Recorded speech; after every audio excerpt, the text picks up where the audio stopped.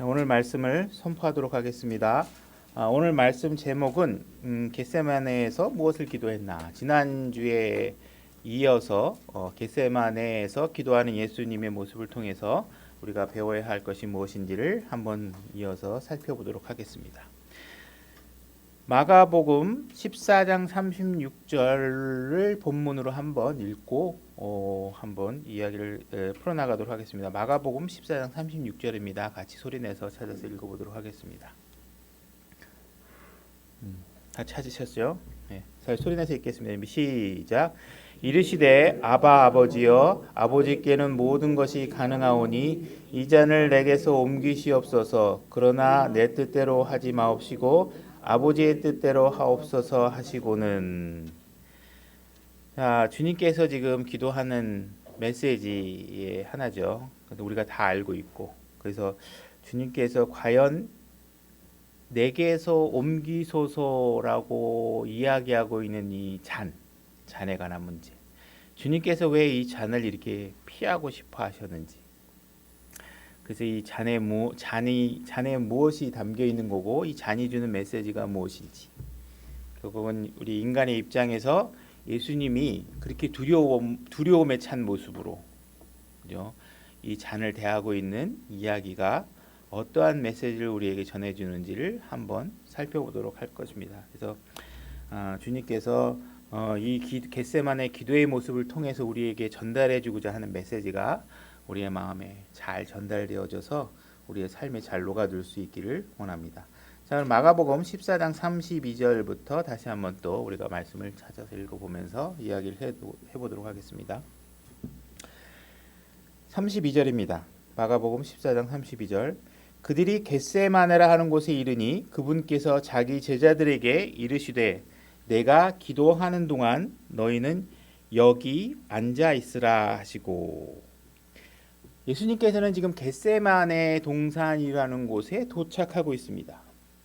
제자들은 예수님이 자기네들 이쪽으로 데려왔을 때는 무언가 예수님이 항상 하시던 일이 있다는 것을 알고 있습니다. 그죠? 이 겟세마네 동산은 이날 처음 온 자리가 아니기 때문에 예수님은 간혹 이 자리에 오셨고, 이 자리에 오시면 예수님이 무엇을 할지를 알고 있는 것이죠. 바로 이곳은 예수님께서 기도를 하시던 장소였던 것입니다. 근데 여태까지 여러 번 반복해서 이 겟세마네 동산에 와봤지만 예수님께서 지금과 같은 이런 모습으로 이렇게 장엄하고 비장하고 심각하고 엄청난 무게에 눌려있는 모습으로 이 겟세마네에 오신 것은 처음 보는 장면이 이 제자들에게 보여지는 것입니다. 과연 예수님께서는 도대체 이렇게 그 전날과는 그 전에 왔을 때와는 이렇게 다른 이유가 무엇인지 이들의 시야에 들어오게 되고, 예수님께서는 이 제자들이 내가 오늘 이 겟세마네 동산에서 어떠한 자세로 기도하고 무엇 때문에 기도하고 하는지의 메시지를 제자들이 잘 읽을 수 있고 깨달을 수 있기를 원하고 계시는 것입니다. 32절에 보게 되면 너희들은 여기 앉아 있으라 하고 제자들의 11명의 제자들 중에 8명의 제자들은 이 동산에 너희들은 여기 앉아 있으라 하시고, 33절 보게 되면 베드로와 야고보와 요한을 데리고 가시면서 비로소 심히 놀라고 몹시 괴로워하시며.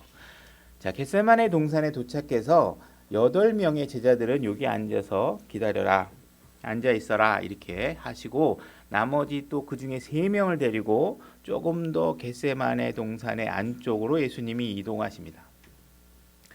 이동하시면서 예수님이 지금 어떠한 모습을 보여주고 있냐면 심히 놀라고 몹시 괴로워하시며 이렇게 하고 있습니다. 그전에는 있지 않았던 굉장한 무게감과 진지함과 고통에 잠겨 있는 그런 모습들을 지금 보여주고 있는 것입니다. 그죠? 그러면서 지금 이 3명의 제자들을 데리고 가는 것입니다. 이 3명의 제자들은 나머지 어떤 제자들보다 더 예수님의 가까운 곳에서 예수님과 함께 일했던 사람이고, 예수님이 뭐라고 얘기를 하면 내가 목숨을 내놓고라도 뭐라도 하겠습니다 하는 열정과 의지가 있는 제자들입니다. 그죠? 더욱더 주님을 위해서라면 내가 결코 주님을 실망시키지 않을 거야. 내 주님이 시키는 일이라면 내가 불 속에라도 뛰어들 거야 하는 그런 각오를 갖고 있는 제자들입니다. 그래서 이들을 데리고 더 동산 안쪽으로 들어가고 계신 것입니다. 34절. 그들에게 이르시되 내 혼이 심히 슬퍼 죽을 지경이니 너희는 여기 머물러 깨어 있으라 하시고. 그죠? 자, 8명의 제자들을 놔두고 조금 더 안쪽으로 들어간 다음에 3명의 제자들을 또 거기다 놓으시면서 너희들 여기 앉아서 깨어서 꼭 앉아 있어라. 졸지 말고 딴 생각하지 말고 어떤 일이 벌어지는지를 한번 봐라 하고 제자들을 앉혀놓고 이야기를 하고 계시는 것입니다. 이들에게 깨어 있으라 하고 하신 이유는 뭘까요? 이들이 깨어서 놓치지 말고 보아야 할 것이 있다라는 것입니다. 분명히 예수님께서는 이 제자들이 지금 앞으로 내가 기도하는 모습을 통해서 기도하는 과정 속에서 제자들에게 보여주고 싶은 것이 있으신 것입니다. 그죠? 그들이 배워야 할 것, 그들이 들어야 할 것, 그들에게 무언가 내가 숨기지 않고 뭔가 이 결정적인 어떤 내용들을 보여줄 때 이들이 그걸 보고 앞으로 예수님께서 지금 무슨 일을 하고 하시고자 하는 것인가 하는 걸 절실하게 보기를 원하신 것이죠. 그죠? 분명히 지난번에도 얘기했지만 이 사건은 십자가로 향하는 바로 24시간 이내에 그전 이내에 벌어지고 있는 것입니다. 마지막 밤을 보내고 계시는 것입니다. 그래서 이제 35절에 보게 되면 조금 앞으로 나아가사 땅에 엎드려 가능하면 이 시간이 자기에게서 지나가기를 기도하며 이렇게 되어 있습니다. 자, 8명을 앞에 놔두고 3명을 좀 더 데리고 들어가신 다음에 제자들을 앉혀놓고 3명을 예수님은 조금 더 나아가서 땅에 엎드리시게 됩니다. 그죠? 뭔가 제자들과 떨어져서 더 깊숙한 곳으로 들어가고 계시는 것입니다. 무언가 하나님과 더불어 제자들과 분리된 공간에서 좀 더 깊은 하나님과의 깊은 교제와 관계를 가지고 기도해야 될 상황이 주어진 것이죠. 제자들과는 조금 떨어져 있는 것입니다. 뭔가 이 제자들과 뭔가 떨어져서 긴밀하게 하나님과 더불어 이야기할 것이 있기 때문에 그런 것입니다. 무언가 우리는 사람들 사이에서 그들의 위로를 받고 그들의 손을 잡고 함께 기도하고 해야 될 때도 필요하지만 무언가 다른 사람으로부터 분리된 공간에서 하나님과 더불어 긴밀한 관계 속에서 기도해야 되는 그런 시간도 필요하다는 것을 보여주고 계시는 것입니다. 이 조금 더 앞으로 나아가사라는 표현이 누가복음에는 조금 다른 형식으로 기록되어 있는데 누가복음 22장 41절로 가보겠습니다. 그들에게서 물러나 돌을 던지면 닿을 수 있는 곳으로 가사 무릎을 꿇고 기도하며. 자, 조금 더 들어가셨다고 이야기한 표현이 누가복음에서는 돌을 던지면 닿을 수 있는 거리 이런 식으로 표현되어 있죠. 자, 이 표현을 통해서 우리가 짐작할 수 있는 것은 예수님께서는 제자들과 분리되어 있는 공간으로 가긴 갔지만 그 거리가 그렇게 아주 먼 거리는 아니다. 이렇게 얘기를 하고 계시는 것입니다. 그러니까 우리가 이렇게 자연스럽게 돌을 던지면 딱 닿을 수 있는 거리니까 우리가 시야적으로 봤을 때 저기서 무슨 일이 벌어지는구나 하는 정도의 이야기를 다 보고 목격하고 소리를 지르면 들을 수 있는 정도의 거리에 들어가 계시는 것이죠. 그렇죠. 그래서 완전 제자들부터 완벽하게 어떤 숨어서 보이지 않는 곳으로 들어가는 정도의 거리는 아니라는 것입니다. 그래서 한 가지 측면은 돌을 던지면 닿을 수 있는 곳이라는 표현은 첫 번째 의미는 제자들로부터 그렇게 멀리 떨어진 곳은 아니다. 두 번째 의미는 뭐냐면 예수님은 제자들과는 뭔가 다른 곳에서 시간을 보내셔야 한다는 것을 의미하고 있는 것입니다. 왜냐하면 주님은 제자들과 같은 분이 아니십니다. 예수님은 그분과 그 제자들과 같은 분이 아니시기 때문에 거리를 두고 기도하실 수밖에 없는 것이죠. 그리고 예수님께서 지금 앞으로 다가올 일들을 맞이해야 될 모든 일들은 예수님께서 홀로 감당하셔야 될 일입니다.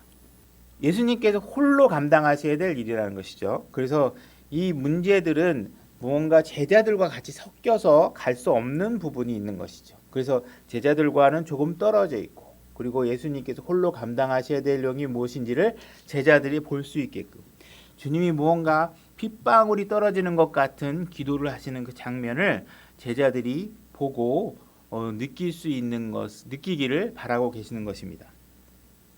그래서 제자들이 무언가 다 감지할 수 있고 주님께서 정말 너무나도 깊숙이 간절한 기도를 드리고 있는 것을 통해서 예수님이 걸어가야 할 길의 무게와 그분이 감당해야 될 그 죄의 무게들이 어떤 것인가를 제자들이 보고 깨닫기를 원하고 계시는 것입니다. 제자들은 지금 예수님께서 우리 온 인류의 구원을 위해서 순종의 길을 걸어가고 있는 예수님의 마지막 그 간절함과 절실함, 하나님의 도움을 구하는 그 순간의 모습들을 보도록 하고 계시는 것입니다. 사실은 예수님께서 지금 보여주고 있는 그 절규, 예수님께서 지금 두려워 떨며 마주해야 될 그 고통의 순간, 사실 이런 모든 것들은 이 제자들이 사실을 감당했어야 될 일들인 것이죠. 예수님은 죄가 하나도 없으시고 그분은 이 죄들을 사실 감당할 이유가 없는 분이십니다. 근데 우리를 대신해서 그 길을 걸어가고 있기 때문에 제자들이 그 과정을 지켜보고 이것이 예수님께서 걸어가고 있고 예수님께서 두려워하며 떨면서 마주하고 있고 감당해야 될 고통의 무게가 바로 사실은 내가 짊어져야 되고 내가 감당했어야 될 문제들이다. 그래서 그런 문제들을 무언가 제자들이 자신의 문제로 받아들일 수 있는 안목이 생겨야 되고 그것을 깨달기를 원하고 계시는 것이죠. 그래서 주님이 기도하고 있는 내용은 뻔한 것입니다. 바로 제자들의 생명을 위해서 기도하고 있고 바로 이 설교를 듣고 있는 여러분 모두의 생명을 위해서 우리를 위한 기도를 하고 계시는 것입니다. 뭔가 제자들이 주님께서 울부짖으며 큰 고통 가운데 듣는 그 기도를 통하고 그 목 놓아 소리 지르는 예수님의 목소리를 들으면서 이게 그냥 예수님이 그냥 혼자 이렇게 자기 자신의 문제를 가지고 해결하려고 하는 일들이 아니라 이게 내 문제와 연결되어 있구나.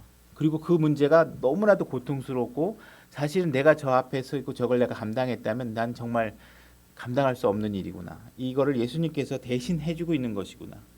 뭔가 그 장면을 보고 그분의 기도가 내 삶에 녹아들고 내 삶에 내가 얻어진 영원한 생명이 어떻게 얻어지게 된 것인가를 보고 깨닫게 하고 계시는 것이죠. 제자들이 좀 한번 느껴보라는 것을 얘기하고 있는 것입니다. 그러니까 제자들이 그만큼 떨어져서 멀지 않은 곳에서 떨어져서 하나님과 긴밀한 관계로 기도하고 있는 것을 제자들이 보고 느끼게끔 주님의 절규하는 기도를 통해서 그들이 무언가 느끼게끔 무언가 제자들이 그걸 보고 깨달을 수 있게끔 하나님께서 그런 거리를 두고 이 일을 진행하고 계시는 것입니다. 과연 그러면 제자들이 예수님께서 너희들이 좀 깨달아 봐 하는 내용을 깨달았을 것인가 하는 문제입니다. 근데 이 질문을 제자들이 과연 깨달았을까 하는 이 질문을 던지기 전에 이 질문을 우리 자신에게 먼저 한번 던져봐야 된다는 것입니다. 왜냐하면 우리는 그 제자들보다 예수님의 기도하는 모습을 더 가까이서 지켜볼 수 있기 때문에 그렇습니다. 그죠? 우리는 이 내용을 기록된 문서를 통해서 더 자세하게, 그죠? 혼돈되지 않고 느낌이나 감정이나 분위기에 휩싸이지 않고 정확한 정보를 통해서 우리는 예수님께서 어떠한 기도를 하고 계시는지를 우리는 기록을 통해서 볼 수 있습니다. 더 가까이서 제자들보다 더 가까이서 더 맑은 정신에서 이 모습을 보고 있는 것입니다. 그렇다면 우리는 과연 이 모습을 보고 우리의 삶의 도전을 받고 있는가? 과연 이분이 내가 짊어졌어야 될 그 두려운 고통들을 대신 짊어지고 가셨고 그분의 이러한 고통을 짊어져간 하나님 아버지에 대한 아버지로부터 주신 명령에 대한 순종의 길 때문에 내가 영원한 생명을 얻고 구원을 얻었다는 사실을 과연 깨닫고 있는 것인가? 과연 내가 얻은 이 생명이 얼마나 가치 있는 것이고 얼마나 영광스러운 것인가를 알고 내가 정말 손에 잡고 있는 이 모든 것들을 포기하고 주님의 고난에 내가 동참할 준비가 되어 있는가? 그래서 주님이 주시고자 하는 승리의 삶을 내가 정말 쟁취해 가면서 살아가고 있는 것인가 하는 것을 도전의 과제로 우리가 받아들여야 한다는 것입니다. 자, 마가복음 14장 33절로 한번 가보겠습니다. 자, 베드로와 야고보와 요한을 데리고 가시면서 비로소 심히 놀라고 몹시 괴로워하시며 심히 몹시 괴로워하고 있는 그 무게의 크기가 어떠한지가 34절에 적혀 있습니다. 그들에게 이르시되 내 혼이 심히 슬퍼 죽을 지경이니 너희는 여기 머물러 깨어 있으라 하시고 그 고통의 크기가 얼마나 큰지 죽을 것만 같다고 얘기하고 계시는 것입니다. 히브리서 5장 7절로 가보겠습니다. 히브리서 5장에 가게 되면 예수님은 이 고통이 너무 심해서 실제로 눈물을 흘리시고 우셨다고 얘기하고 계십니다. 히브리서 5장 7절입니다. 히브리서 5장 7절입니다. 제가 읽겠습니다. 그분께서는 친히 육체로 거하던 때에 자기를 사망으로부터 능히 구원하실 분에게 강렬한 부르짖음과 눈물로 기도와 간구를 드리셨고 친히 두려워하셨으므로 하나님께서 들으셨느니라. 여기 강렬한 부르짖음과 눈물 이렇게 되어 있죠. 예수님은 우셨어요. 그 우시는 게 그냥 이게 흐느껴 오는 게 아니라 막 강렬하게 외치면서 우신 거예요. 막 쥐어짜듯이 너무 두렵고 너무 힘들어가지고 막 소리치신 거예요. 그거를 제자들이 보길 원했던 것입니다. 강렬하게 누군가가 저 앞에서 강렬한 소리로 주야 아버지 이렇게 들었을 때 그거를 듣는 사람의 마음이 얼마나 짜릿짜릿할 수 있을까. 그죠? 지금 이 일이 사실은 내가 맞아야 될 매고 내가 맞아야 될 어떤 고통인데 그분이 대신 앞에 가서 지금 기도하고 계시잖아요. 그죠? 강렬한 기도로 기도하고 계시잖아요. 큰 소리로 외치며 기도하고 우시잖아요. 하나님이신 그분이 울고 계시는 거예요. 이것을 보면서 과연 우리가 그 무게를 깨닫고 있는가? 지금 이걸 기록으로 더 자세하게 보고 있는 우리는 그 내용을 그 의미를 정말 깨닫고 있는가? 우리가 두려워해야 될 것이 과연 무엇인가? 정말 두려워해야 될 것을 두려워하고 있고 기뻐해야 될 것을 기뻐하고 있는가? 아니면 아직도 배설물과 같은 것들을 내 손에 잡고 그것을 보면서 즐거워하고 있고 그것 때문에 주님을 거부하고 있고 그것 때문에 주님께 헌신하지 못하고 있다면 제대로 못 보고 있는 거죠. 그분이 외치고 있는 이 절규를 제대로 못 보고 있는 거죠. 여기서 슬픔, 우리가 너무 슬퍼서 죽을 지경이라고 했을 때 그 슬픔은 사실은 동산에서 처음 시작된 표현입니다. 창세기 3장 6절로 가보겠습니다. 여자에게 이르시되 네가 내 고통과 수태를 크게 늘리리니. 여기서 고통과 수태할 때 고통이 바로 아까 마가복음에서 슬픔, sorrow라는 동일한 단어입니다. 그 단어가 여기서 이제 고통으로 번역되어 있는 것이죠. 그 바로 인간이 죄를 지우고 난 이후에 인간에게 부여된 상태가 이 고통이 창세기 16장에서 기록되고 있는 것입니다. 그래서 고통과 수태를 크게 늘리리니 내가 고통 중에 자식을 낳을 것이요. 여기서 고통도 마찬가지 sorrow, 슬픔입니다. 또 너의 열망이 네 남편에게 있겠고 그가 너를 다스릴 것이라 하시고는. 지금 예수님은 지금 자신이 인간을 위해서 죄인이 되어야 하는 상황에 놓여 있는 것입니다. 동산에서 죄로 인해서 시작한 그 슬픔과 고통이 예수님에게 지금 부여되어 있고 그 고통을 느끼고 계시는 것입니다.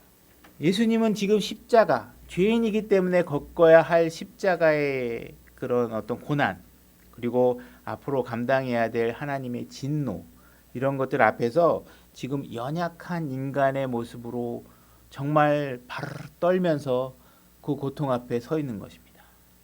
예수님은 진짜 지금 이 순간 우리와 동일한 심정으로 서 있는 거고, 예수님은 지금 나는 이거 못할 것 같아.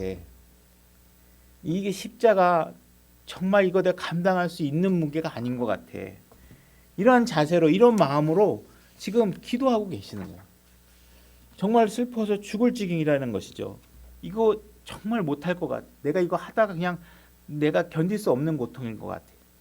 35절 조금 앞으로 나아가사 땅에 엎드려 가능하면 마가복음 14장 35절입니다. 엎드려 가능하면 그 시간이 자기에게서 지나가기를 기도하시며.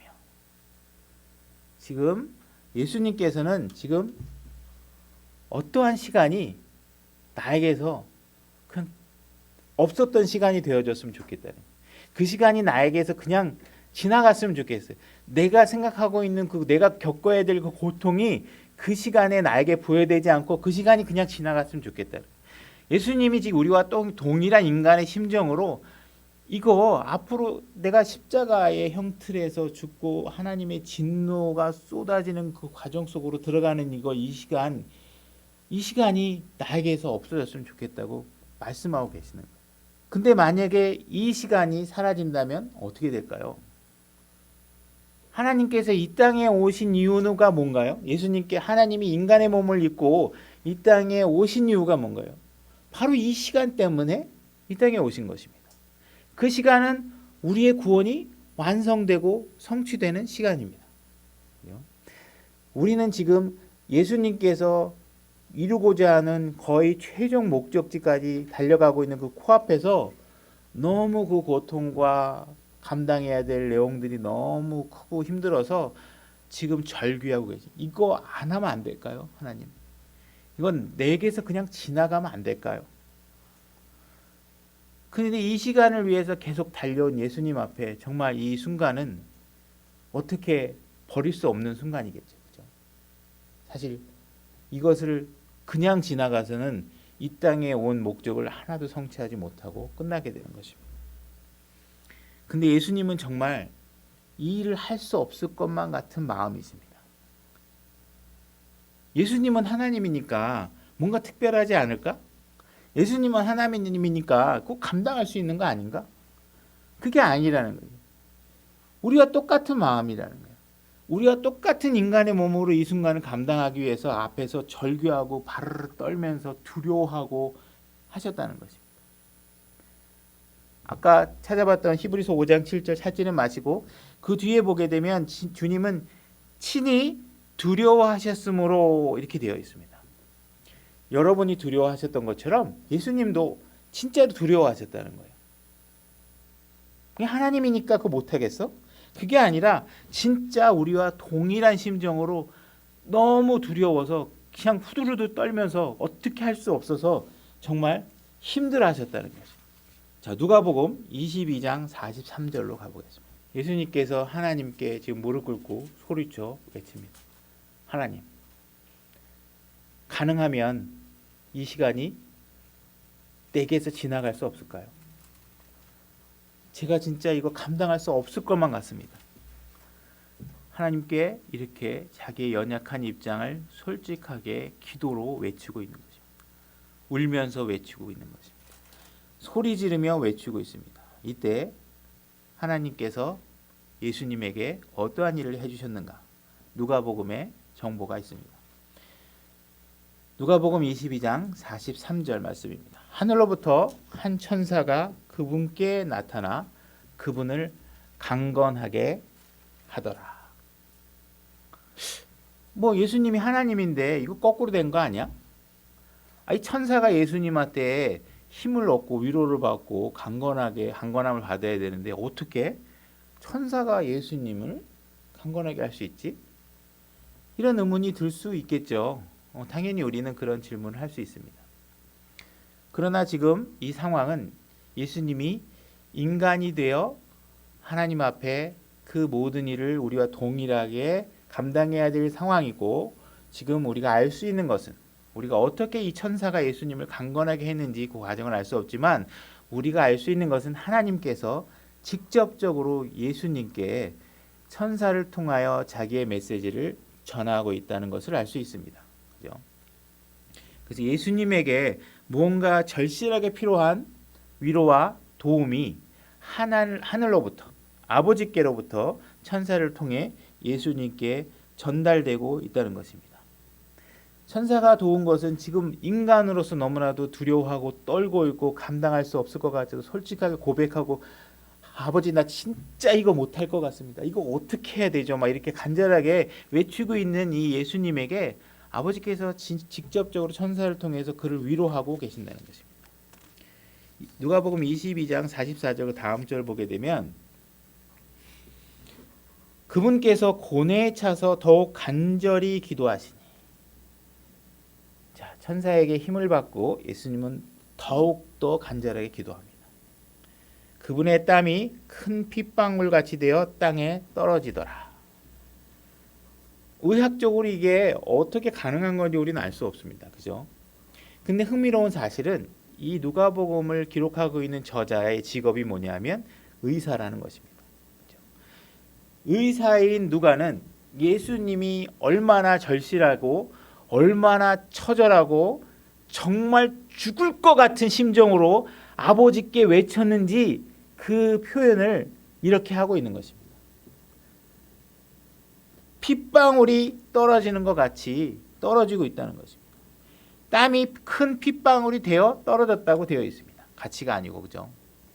정말 이 일이 어떻게 일어나는지 우리는 알 수 없지만 분명히 과학자이고 학자이고 의사였던 누가의 눈에 의해서 기록되어진 것입니다. 그분에 의해서 그 사람에 의해서 기록된 것이기 때문에 우리가 이제 그대로 받아들이고 이것이 어떻게 과학적으로 가능한지는 뭐 우리의 영역은 아니니까 잘 모르지만 어쨌든 이런 상황입니다. 지금 하나님께서 얼마나 한계에 도달하고 정말 피와 물이 몸에 쏟아져 나와서 죽을 것 같은 상황으로 이렇게 기도하고 있는지를 보여주고 계시는 것입니다.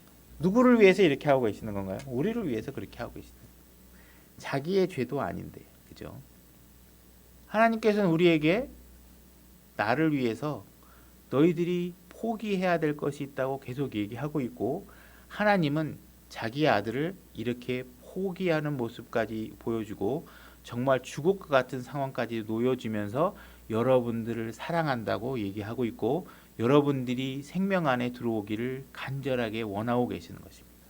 이것이 그냥 립싱크처럼 립서비스처럼 그냥 뭐 구원 받으세요, 돈 받으세요, 뭐 하나님 믿으세요 이게 아니라 이게 얼마나 쥐어짜듯이 하나님께서 정말 자기의 아들을 희생해가면서 하고 있는데 우리는 하나도 손해 안 보려고 그러고 하나도 손해 있는 거 안 놓으려고 그러고 그냥 자기 좋은 시간에 와서 예배드리고 자기 불편하면 안 오고 뭐 이런 식으로 되면 우리가 하나님이 주신 그 생명의 가치가 무엇인지 우리가 잘 모르고 있다는 것입니다. 그죠? 정말 우리가 교회에 와서 하나님을 찾아야 되고 그분의 말씀 앞에 내어드려야 하는 일들이 사실은 우리에게 우리의 유익을 위해서 그렇게 하라는 것인데 우리가 잘 모르는 거죠. 그죠? 그리고 교회에 갈까? 안 갈까를 비교하면 안 가는 것에 더 유익이 있다고 선택한 거예요. 내 마음이. 그죠?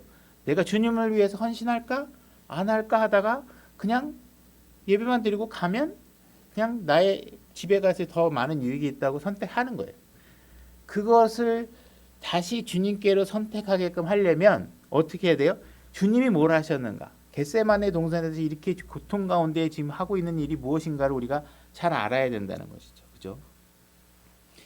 자, 주님이 기도하신 내용이 우리가 읽었던 본문입니다. 마가복음 14장 36절로 다시 오겠습니다. 마가복음 14장 36절입니다.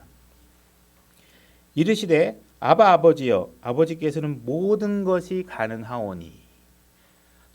하나님 아버지는 모든 것이 가능하신 분입니다. 그죠? 실제로 가능하신 분이에요. 다 할 수 있으시죠? 창조해 주시고. 가능하오니 이 잔을 내게서 옮기시옵소서. 주님은 지금 하나님 앞에 아버지께 절규하듯이 주님 할 수 있잖아요. 아버지 당신은 하실 수 있는 분이잖아요. 그러니 할 수 있다면 가능한지 내가 알거든요. 가능하시다면 이 잔을 내게서 옮겨주시면 안 될까요?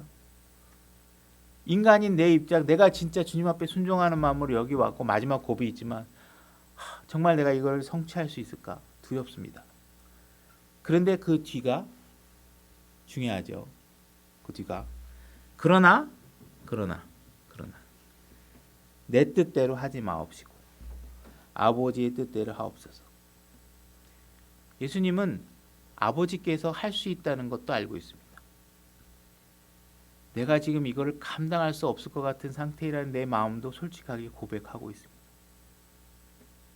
어쩌면 이 일은 하나님이 하신다면 이 일은 마지막에서 모든 일을 포기하고 끝나는 일로 돌아설 수도 있습니다. 예수님께서 이 일을 내가 못하겠다고 한들 예수님이 흠이 있다 말하기 어렵습니다. 그분은 자신의 죄로 이 일에 와 있는 사람이 아닙니다. 그렇죠? 근데 예수님께서 결정적으로 그 마음에 결심을 하고 고백한 내용이 바로 이것입니다. 그렇죠? 내 뜻대로 하지 마옵시고 아버지 뜻대로 해달라고 얘기하고 있습니다. 가능하면, 지금 예수님께서는 가능하면이라는 말을 반복해서 얘기하고 있습니다.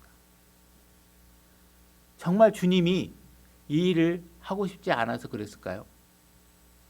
만약에 이 일이 성취되지 않으면 과연 우리에게 어떤 영향이 벌어지고 주님께서 이 땅에 오셔서 33년 반 동안 지금 걸어온 이 일들이 어떠한 영향을 미칠지 몰라서 그랬을까요?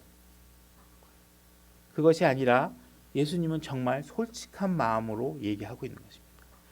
여러분은 할 수 있을 것 같아서가 아니라 예수님은 할 수 있을 것 같은데 예수님은 하나님이잖아. 이게 아니라는 거예요. 그분도 우리와 똑같은 심정과 인간의 모양 그대로 절규하고 계시는 거죠. 못할 것 같습니다. 여러분도 못할 것 같을 때 많이 있지 않습니까? 그렇죠? 너무 힘들어서 포기해야 될 것 같을 때가 많이 있지 않습니까? 주님이 바로 그런 상태에 놓여 있는 것입니다. 그런 상황에 놓여 있는 예수님이 결정한 내용, 그것은 무엇이냐면 아버지 뜻이라는 것입니다. 아버지 뜻을 내가 택하겠다는 것입니다. 그래도 내가 죽을 것 같고 내가 감당할 수 없을 것 같고 하나님 진짜 아버지 진짜 할 수 있으면 이거 안 일어나면 안 될까요? 이렇게 얘기하고 있지만 내 마음이 그게 진심이지만 내 의지와 내 뜻을 꺾고 내가 아버지 뜻에 순종하겠다고 얘기하고 있는 것입니다. 과연 예수님께서 지금 떨면서 피하고자 하는 이 잔은 과연 무엇일까? 과연 이렇게 아버지께 가능하면 내게서 이 잔을 치워달라고 얘기하셨을 정도로 그렇게 아버지께 열심히 순종해왔던 예수님조차도 이 잔 앞에서는 머리를 진저리 치고 입을 뒤로 빼고 싶고 이 상황에 놓여있는 이 잔은 무엇일까? 이 잔의 이야기는 다락방에서부터 이어지게 됩니다. 마가복음 14장 23절로 가보겠습니다. 23절입니다. 제가 읽겠습니다. 또 잔을 집으사 감사를 드리고 그들에게 주시니 그들이 다 그것을 마시매 그분께서 그들에게 이르시되 이것은 많은 사람을 위하여 흘린 나의 피 곧 새 상속 언약의 피니라. 이 잔은 아주 놀라운 잔입니다.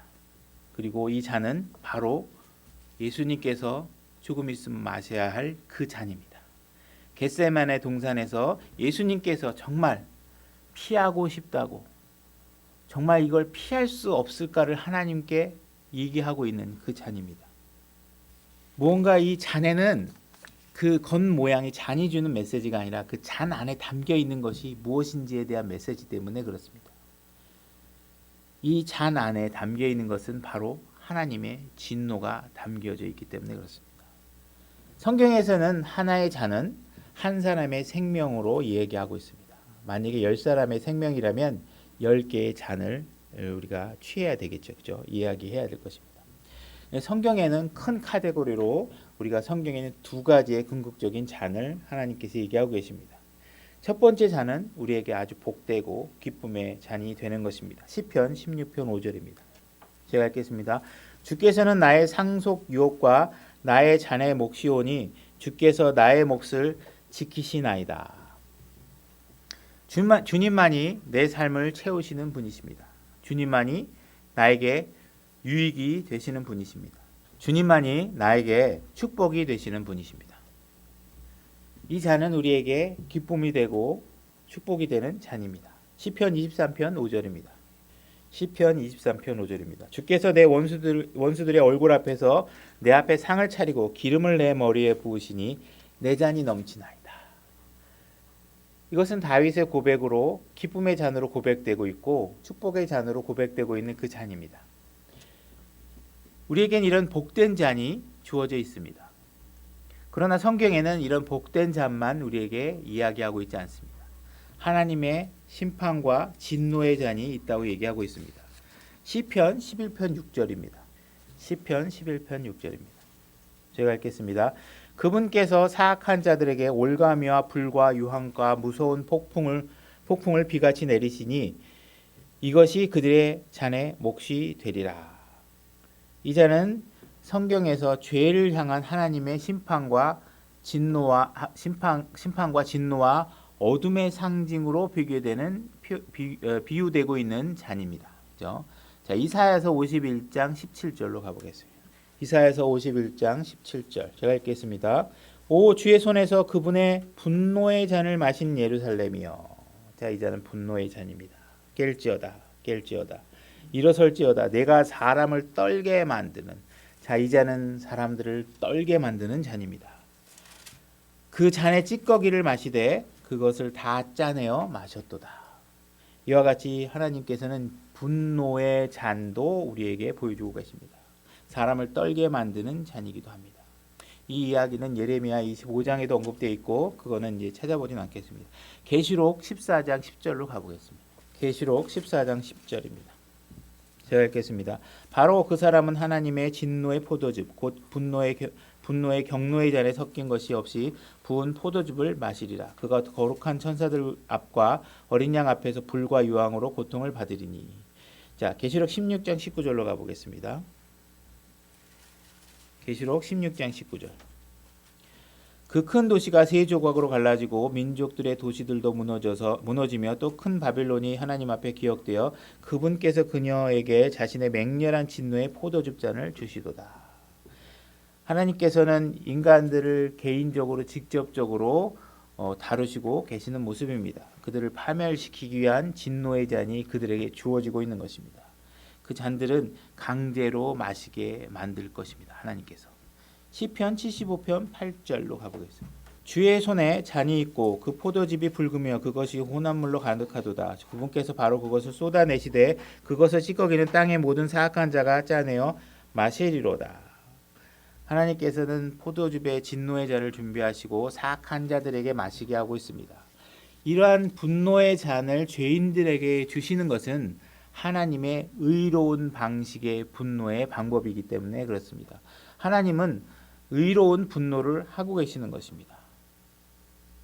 그러니까 이런 것은 이 잔들은 하나님이 죄인들을 향한 의로운 분노를 표출하고 있고 보여주고 있는 그런 잔으로 상징되고 있는 것입니다. 과연 우리가 마셔야 할 합당한 잔은 과연 무엇일까요? 과연 우리가 하나님은 나의 몫이다, 나를 채우시는 분이다 할 수 있는 그 기쁨의 잔을 우리가 과연 마시는 것이 합당할까요? 아니면 두 번째 하나님의 진노의 잔을 마시는 것이 합당할까요? 사실 우리는 하나님의 진노의 잔을 마셔야 합당한 죄인들입니다. 우리에겐 이러한 주님은 나의 몫이다, 채워주시는 하나님의 축복을 기대할 만한 아무런 자격도 없는 사람입니다. 우리로서는 하나님의 진노의 잔을 내게서 치워달라고 얘기할 만한 그러한 권한이 우리에게 그런 권리가 주어져 있지 않다는 것입니다. 예수님은 그렇다면 어떤 잔을 마셔야 합당하신 분이실까요? 그분은 죄가 없으신 분이시죠. 그죠? 오히려 주님은 하나님은 나의 몫이라고 하는 그 기쁨의 잔을 받아야 합당하신 분이실 것입니다. 그러나 주님은 지금 하나님의 진노의 잔을 마시고자 지금 겟세마네 동산에서 기도하고 계시는 것입니다. 이 잔에는 모든 인류의 죄가 담겨져 있는 잔입니다. 이 잔은 세상의 모든 부정한 것과 거룩하지 않은 모든 것들이 담겨져 있는 잔입니다. 예수님은 단 한 번도 부정한 것을 취하신 적이 없으신 분이십니다. 그런데 이 부정한 모든 것들이 담겨있는 하나의 잔에 담겨있는 이 잔을 마셔야 되는 상황에 놓여 있는 것입니다. 주님은 하나님께 이 잔을 인간의 입장에서 과연 이 진노의 잔을 치워달라고 얘기하는 것이 이상한 것이 아니라는 것입니다. 그분이 마셔야 될 몫이 아니잖아요. 그죠? 우리를 위해서 마셔야 되는 상황이고 우리를 위해서 이것을 하고 싶은 마음이 없어서가 아니라 인간의 연약한 입장에서 연약한 육신을 갖고 있는 그로서는 도대체 이것을 감당할 수 없는 상황이기 때문에 그는 하나님께 절구하는 것입니다. 주님은 그 하나님의 진노가 얼마나 크고 두렵고 무서운지를 알고 있기 때문에 부르르 떨면서 이 잔을 가능하면 내게서 치워질 수 없냐고 얘기하고 있는 것입니다. 이 잔은 누구도 한 번도 아직 마셔본 적이 없는 잔인 것입니다. 이 잔을 마시게 되면 죄인의 상태가 되는 것입니다. 예수님이 이 잔을 마시게 되면 죄인의 상태가 돼요. 예수님이 이 잔을 마시는 순간 끔찍하고 형용할 수 없는 어둠의 장소로 들어가게 되는 것입니다. 예수님이 이 잔을 마시게 되는 순간 하나님의 진노 속으로 들어가야 됩니다. 하나님이 주신 이 잔을 마시는 순간 주님은 전혀 알 수 없었던 상태로 들어가게 되는 것입니다. 두렵지 않나요? 여러분이 그런 상황에 놓여 있다면, 그렇죠? 여러분들이 뭔가 잘못을 해서 경찰이 와서 여러분들의 손에 수갑을 채우고 어두컴컴한 지하방으로 끌고 들어간다면 여러분들은 어떨까요? 막 오줌을 지리고 진짜 막 두려워서 막 떨고 도망가고 싶고 그러지 않을까요? 근데 그 정도의 진노가 아니라 하나님의 진노는 그런 것과는 비교할 수 없는 진노 속으로 들어가야 되는 것입니다. 그곳에는 하나님의 위로와 사랑이 전혀 없는 곳입니다. 그렇죠? 그곳으로 주님이 가야 되는 것입니다.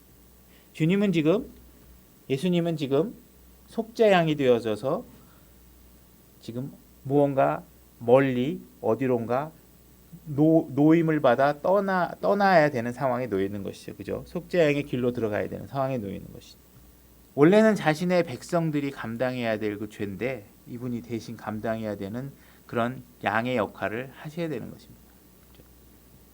그곳은 하나님께서 함께 갈 수 없는 곳입니다.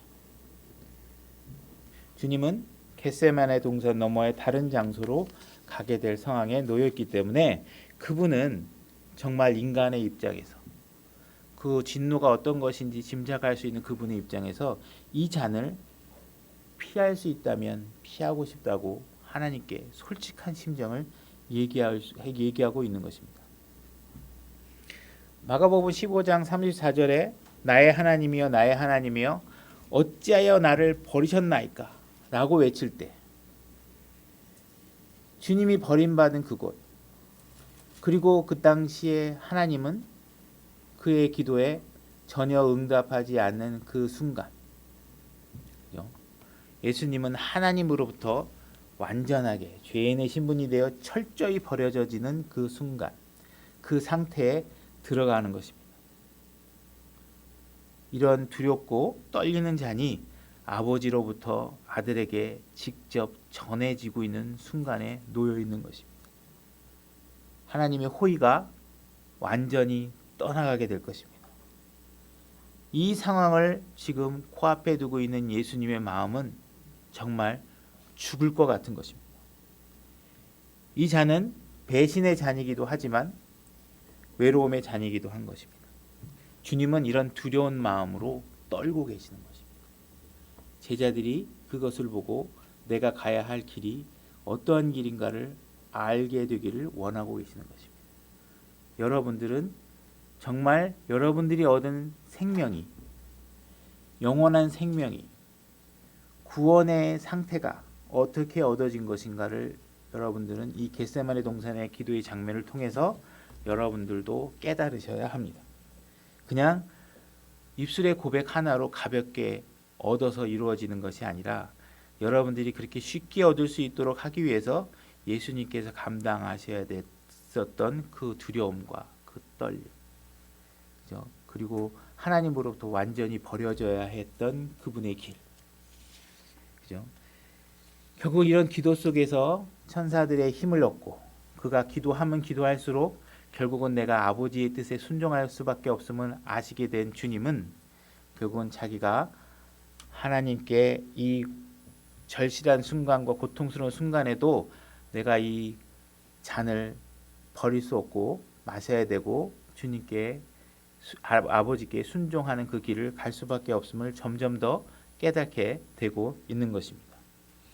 만약에 주님이 하나님이 주신 그 잔을 마시다가 한 방울이라도 만약에 남긴다면, 그죠?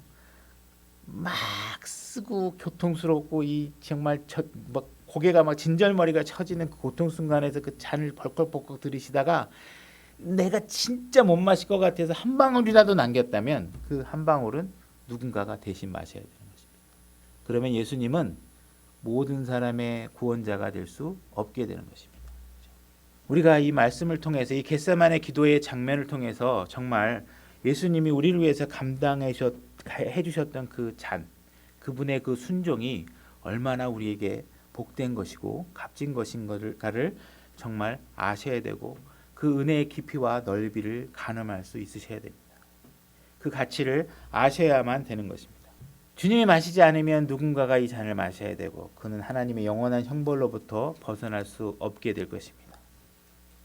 근데 예수님께서 지금 그 잔을 코앞에 두고 있고 에덴 동산에서 아담은 그 자기의 뜻이 하나님의 뜻이 아니라 자기의 뜻을 성취하고자 해서 벌어졌던 그 죄의 상태를 다시 회복시키고자 그 잔 앞에 서 있는 상황에 놓여 있습니다. 예수님은 인간의 입장이 되어져서 정말 자기는 이 상황에서 돌아서고 싶고 이 상황으로부터 벗어나고 싶어하는 마음을 실질적으로 느끼고 계시는 것이고 그 순간 그 기도를 하고 있는 그 순간에는 예수님도 시험을 받고 있는 거나 마찬가지라는 것입니다. 우리는 다 결과를 알고 이분은 예수님은 하나님이니까 뭔가 그냥 됐을 것 같아 라는 막연한 생각으로 받아들이시면 안 된다는 거죠. 여러분이 그러한 기도 앞에 놓여 있고 여러분들이 지금 조금 있으면 여러분들의 몸이 갈기갈기 찢어지는 사형수 앞에 심정이 되어져서 그 길을 앞에 놓여 있고, 그죠? 여러분은 원하면 그것을 벗어날 수도 있어요. 어쩔 수 없이 그냥 끌려가서 죽는 게 아니라 여러분은 벗어날 수도 있어요. 근데 꼭 그렇게 해야 된다 그랬을 때 과연 여러분은 아버지의 뜻에 순종할 수 있을지. 예수님은 바로 그 순간에 그 시험의 순간에 놓여 있는 것입니다. 주님의 아버지의 뜻을 잘 깨닫고 있었고 내가 이것을 선택을 하지 않으면 어떤 일이 벌어질 것을 너무나도 잘 알고 있었던 주님께서는 그 길을 선택하게 됩니다. 무언가 내가 이 상황을 벗어나고 싶다고 하나님 앞에 솔직하게 고백하고 이거 상황을 피할 수 있다면 피하게 해달라고 기도했지만 결국 이 잔은 내가 벗어날 수 없는 잔이라는 것을 알게 됩니다. 그리고 결국은 내 뜻이 아니라 아버지 뜻에 순종하기로 하나님께서는 결심하게 되는 것입니다. 그것이 바로 아담과 예수 그리스도의 차이인 것입니다. 36절 마가복음 14장 36절 다시 읽겠습니다. 이르시되 아바 아버지여 아버지께서는 모든 것이 가능하오니 아버지께서는 하실 수 있는 분이십니다. 내가 원하면 분명히 이 잔을 안 마시게도 하실 수 있는 분이십니다. 가능하오니 이 잔을 내게서 옮기시옵소서. 그러나 내 뜻대로 하지 마시고 아버지의 뜻대로 하옵소서. 지금 예수님은 전적으로 인간이 된 상태에서 너무나 두렵고 떨리는 상태에서도 우리는 아버지의 뜻을 따르겠다고 자신은 아버지의 뜻을 따르겠다고 얘기하고 있습니다. 우리는 삶을 살아가면서 마귀의 뜻을 따를 것인지 주님의 뜻을 따를 것인지를 선택하는 문제는 비교적 쉬운 선택입니다. 그죠? 살인할래? 누구 이웃 도와줄래? 당연히 도와주죠. 그런 분별은 다소 쉬운 편이에요. 근데 우리에게 힘든 건 뭐예요? 내 뜻대로 할 것인가? 아버지 뜻대로 할 것인가? 이게 참 어려운 문제입니다. 그죠? 교회에 나오는 것도 아버지 뜻이고 때로는 내가 교회를 안 나가야 될 때도 내 뜻이 아니라 아버지 뜻이라고 착각하고 헷갈립니다. 막 왔다 갔다. 그죠? 주님을 위해서 내가 무언가 헌신해야 된다고 생각하는데 그 순간에도 이게 마귀의 뜻이라 그러면 당연히 고민 안 하겠죠. 그냥 하지 말아야지. 쉽게 분별할 수 있어요. 근데 헷갈리는 건 뭐야? 이게 내 뜻일 때, 내 뜻이 더 수준이 높을 것 같을 때, 내가 그 교회를 안 가고 내가 그 교회 그 순간에 내가 하나님을 위해서 뭔가 교회에서 어떤 헌신을 하지 않으려고 할 때 그거조차도 내 판단이 하나님의 뜻보다 더 우월하다고 생각하는 것이죠. 그죠? 그 순간에 우리는 실패하게 되는 경우가 부지기수로 많다는 것입니다. 에덴 동산에서 벌어지고 있었던 일이 바로 그것입니다. 자신의 뜻을 성취하는 것. 아버지의 뜻을 성취하는 것이 아니라 자신의 뜻을 성취하는 것. 자, 이 두 가지 순간 아담이 자신의 뜻을 성취할 수밖에 없었던 동일한 아담의 육신을 갖고 있던 예수 그리스도가 아담과 같이 실패하지 않고 아버지의 뜻대로 선택하면서 승리할 수 있었던 비결, 그것이 무엇일까요? 바로 기도라는 것입니다. 천사가 힘을 주자 예수 그리스도는 더욱 열심히 기도했습니다. 그죠?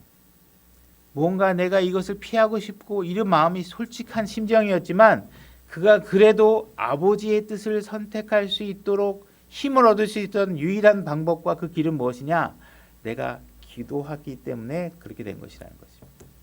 예수님은 겟세마네 동산에 오자마자 제자들에게 한 말이 있습니다. 깨어 있으라.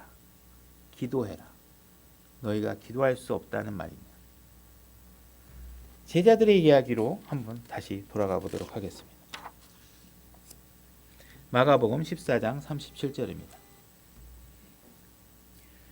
예수님은 동산에 도착하자마자 제자들에게 임무를 주십니다. 기도해라.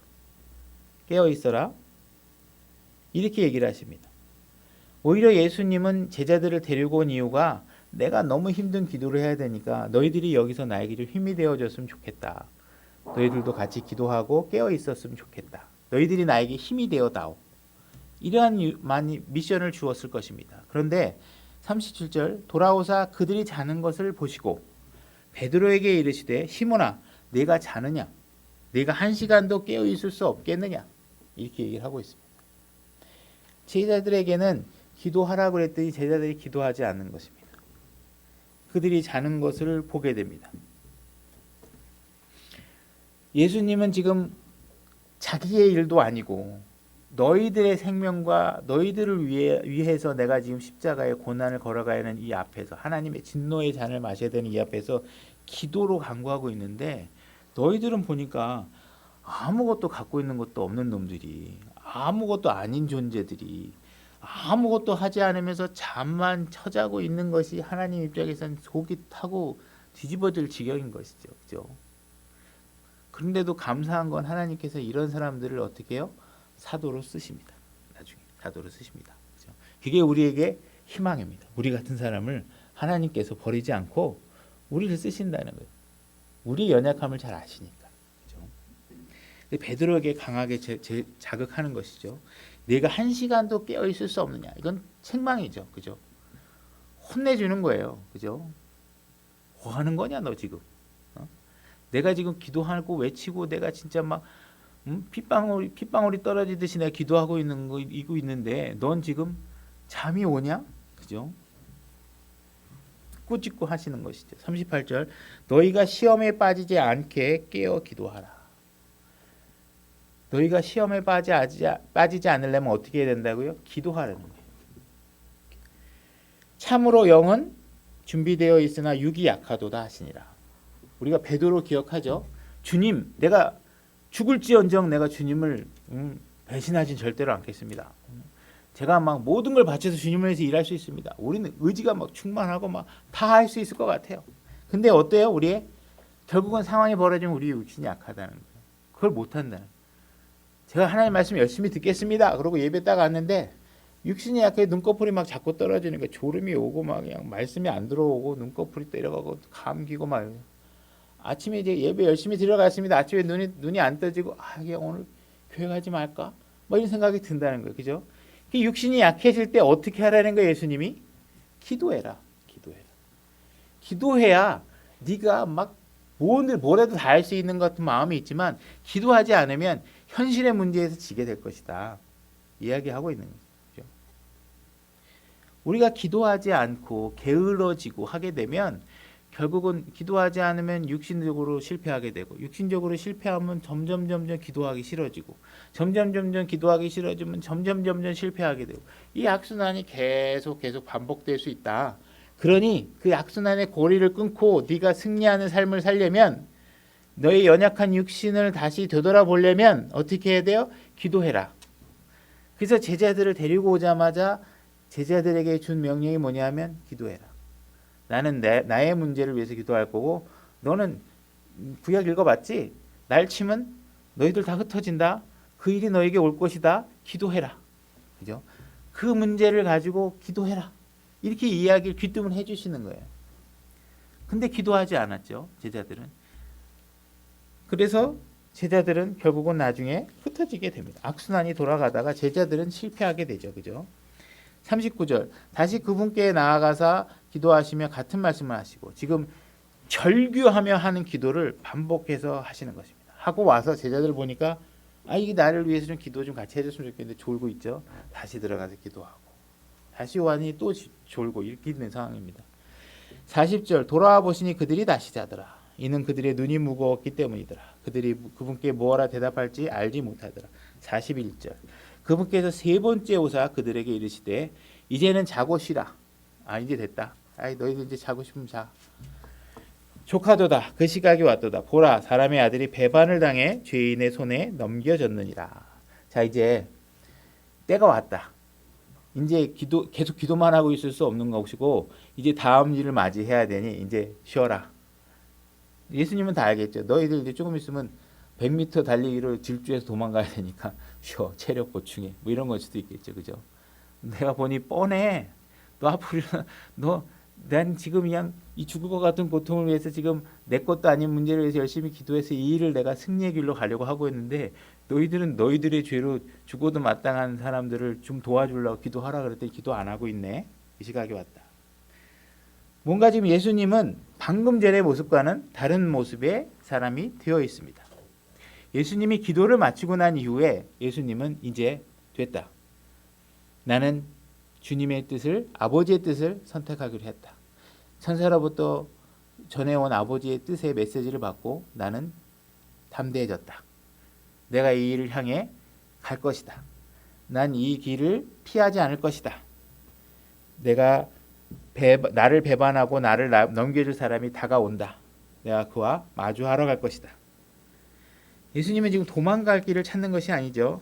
예수님은 지금 완전하게 새로운 사람이 되어져서 기도가 주는 힘을 얻고 뭔가 마음이 강건하게 굳어지고 뭔가 각오를 새롭게 하고 이제 자기가 감당해야 될 그 길 앞에서 담대하게 나서고 있는 것입니다. 자, 예수님께서 기도했다고 잔이 치워졌나요? 치워지지 않았습니다. 예수님이 기도한다고 하나님 아버지의 뜻이 바뀌지 않았습니다. 주어진 환경이 바뀌어지지 않았습니다. 바뀌어진 것이 있다면 예수님께서 그 일을 담대하게 치를 수 있도록 하나님께서 은혜와 긍휼로 그에게 큰 은혜와 사랑으로 위로와 격려로 예수님을 도와주고 계신다는 것의 차이입니다. 그분께 힘을 주고 계시는 것이죠.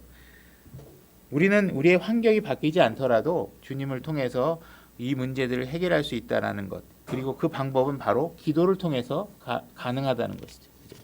제자들은 분명히 기도해야 될 사람들이었습니다. 그런데도 기도하지 않았습니다. 그래서 그들은 실패하고 흩어지게 됩니다.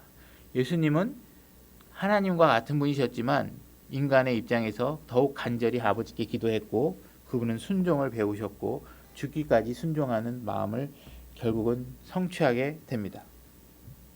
42절 일어나라 우리가 가자 보라 나를 배반하여 넘겨주는 자가 가까이 왔느니라 하시니라.